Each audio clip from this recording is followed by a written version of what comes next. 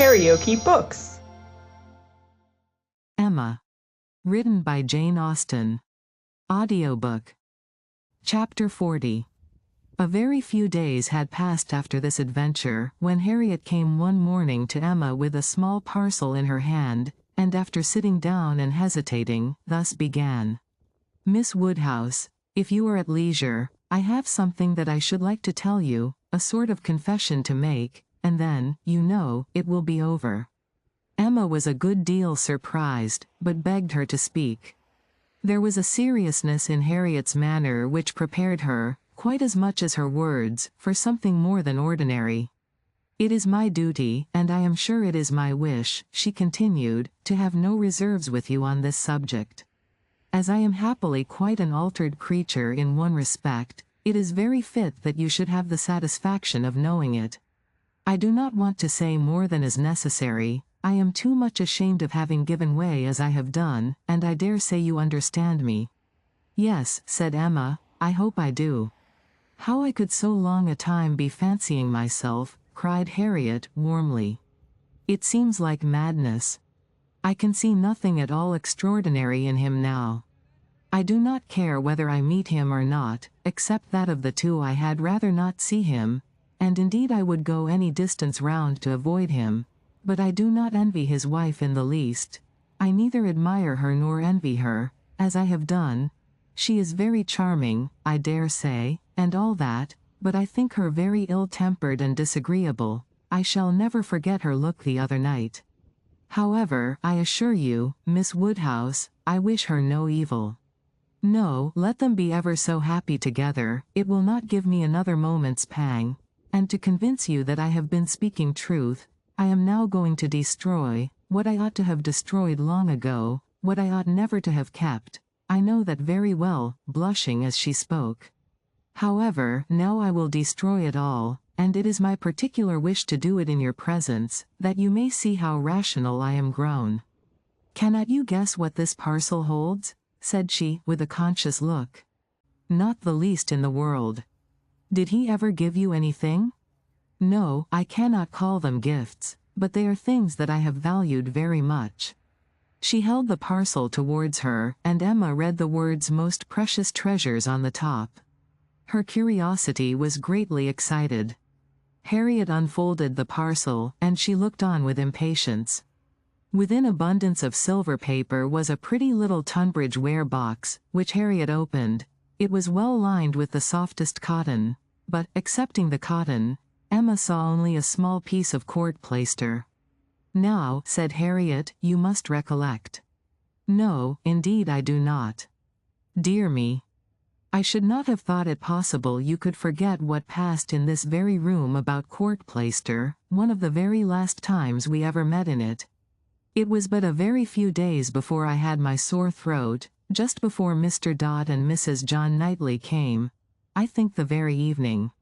Do not you remember his cutting his finger with your new penknife, and your recommending court plaister?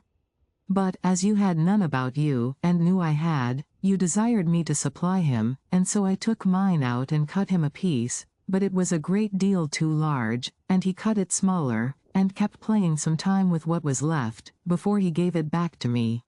And so then, in my nonsense, I could not help making a treasure of it, so I put it by never to be used, and looked at it now and then as a great treat. My dearest Harriet, cried Emma, putting her hand before her face, and jumping up, you make me more ashamed of myself than I can bear. Remember it? I remember it all now, all, except your saving this relic.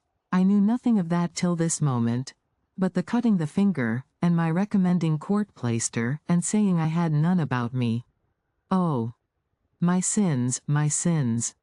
And I had plenty all the while in my pocket. One of my senseless tricks. I deserve to be under a continual blush all the rest of my life. Well, sitting down again, go on, what else? And had you really some at hand yourself? I am sure I never suspected it, you did it so naturally. And so you actually put this piece of court plaister by for his sake, said Emma, recovering from her state of shame and feeling divided between wonder and amusement. And secretly she added to herself, "Lord bless me. When should I ever have thought of putting by in cotton a piece of court plaister that Frank Churchill had been pulling about? I never was equal to this." "Here," resumed Harriet, turning to her box again, "here is something still more valuable, I mean that has been more valuable, because this is what did really once belong to him, which the court plaister never did." Emma was quite eager to see this superior treasure. It was the end of an old pencil, the part without any lead. "This was really his," said Harriet. "Do not you remember one morning?" "No, I dare say you do not. But one morning, I forget exactly the day, but perhaps it was the Tuesday or Wednesday before that evening, he wanted to make a memorandum in his pocketbook. It was about spruce beer. Mr. Knightley had been telling him something about brewing spruce beer, and he wanted to put it down, but when he took out his pencil, there was so little lead that he soon cut it all away, and it would not do, so you lent him another, and this was left upon the table as good for nothing. But I kept my eye on it, and, as soon as I dared, caught it up, and never parted with it again from that moment." "I do remember it," cried Emma, "I perfectly remember it. Talking about spruce beer." "Oh. Yes, Mr. Knightley and I both saying we liked it, and Mr. Elton seeming resolved to learn to like it too. I perfectly remember it. Stop, Mr. Knightley was standing just here, was not he? I have an idea he was standing just here. Ah. I do not know. I cannot recollect. It is very odd, but I cannot recollect. Mr. Elton was sitting here, I remember, much about where I am now." "Well, go on." "Oh. That's all. I have nothing more to show you, or to say, except that I am now going to throw them both behind the fire, and I wish you to see me do it." "My poor dear Harriet. And have you actually found happiness in treasuring up these things?" "Yes, simpleton as I was. But I am quite ashamed of it now, and wish I could forget as easily as I can burn them. It was very wrong of me, you know, to keep any remembrances, after he was married. I knew it was, but had not resolution enough to part with them. But, Harriet, is it necessary to burn the court plaister?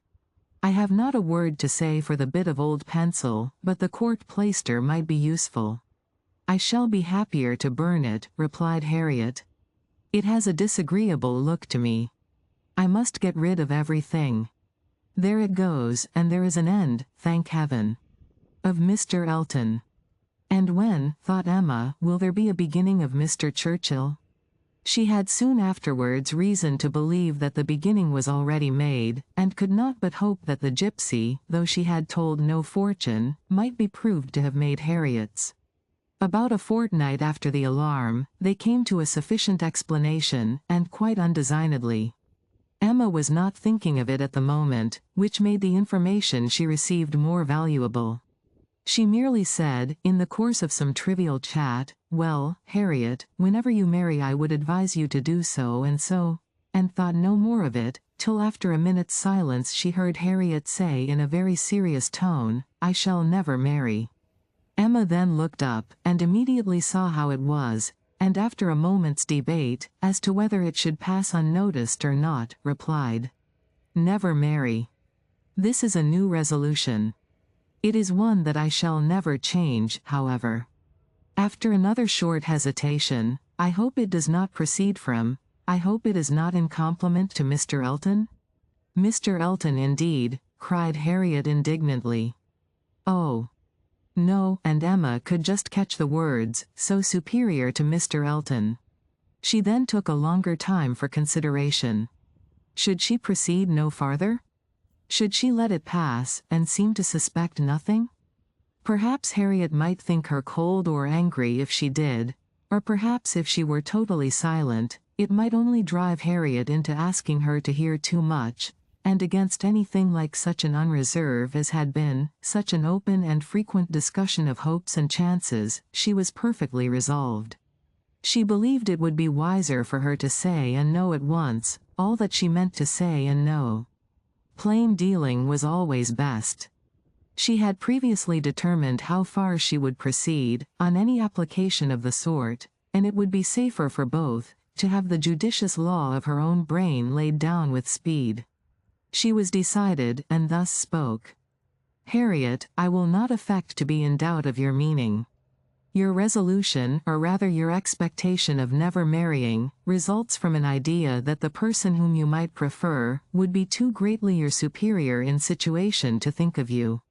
Is not it so? Oh, Miss Woodhouse, believe me, I have not the presumption to suppose, indeed I am not so mad. But it is a pleasure to me to admire him at a distance, and to think of his infinite superiority to all the rest of the world, with the gratitude, wonder, and veneration, which are so proper, in me especially. I am not at all surprised at you, Harriet. The service he rendered you was enough to warm your heart." Service. Oh! It was such an inexpressible obligation. The very recollection of it, and all that I felt at the time, when I saw him coming, his noble look, and my wretchedness before. Such a change. In one moment such a change. From perfect misery to perfect happiness. It is very natural. It is natural, and it is honorable. Yes, honorable, I think, to choose so well and so gratefully. But that it will be a fortunate preference is more than I can promise. I do not advise you to give way to it, Harriet. I do not by any means engage for its being returned. Consider what you are about. Perhaps it will be wisest in you to check your feelings while you can. At any rate, do not let them carry you far, unless you are persuaded of his liking you. Be observant of him. Let his behavior be the guide of your sensations. I give you this caution now, because I shall never speak to you again on the subject. I am determined against all interference. Henceforward I know nothing of the matter. Let no name ever pass our lips. We were very wrong before, we will be cautious now. He is your superior, no doubt, and there do seem objections and obstacles of a very serious nature, but yet, Harriet, more wonderful things have taken place. There have been matches of greater disparity. But take care of yourself. I would not have you too sanguine, though, however it may end, be assured your raising your thoughts to him is a mark of good taste which I shall always know how to value." Harriet kissed her hand in silent and submissive gratitude. Emma was very decided in thinking such an attachment no bad thing for her friend. Its tendency would be to raise and refine her mind, and it must be saving her from the danger of degradation. If you liked what you heard, please subscribe to the channel.